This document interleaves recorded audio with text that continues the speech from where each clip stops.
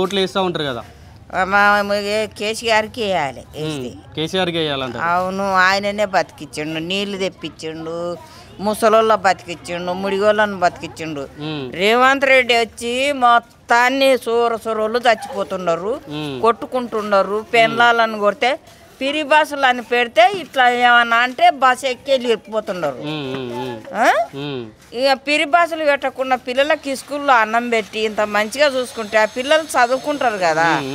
నా కొడుకు 30 ఏళ్ళు ఉన్నాయి, జాబ్ రాలేదని నన్ను కొడితే ఇక్కడ అడక తింటున్నా నా బిడ్డ దగ్గర ఉండి.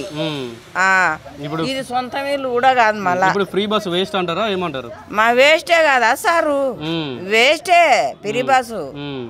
కొట్టుకొని చస్తుండరు, దాన్ని నూకుతున్నారు, తుప్పలు పట్టు కొట్టుకుంటున్నారు. పిరి బస్సు వేస్టే. స్కూల్ పిల్లలన్నా చదివించి ఇంత అన్నం పెడితే మంచిగా ఉంది, బాగుంటది. ఆయన ఎట్లనో కేసీఆర్ ఇట్లా టయానికి ఇట్లా ఇస్తుండే పింఛని. ఆయన పింఛను కూడా ఇవ్వకుండా ఎప్పుడు టైం తప్పి టైం ఇస్తుండ్రు.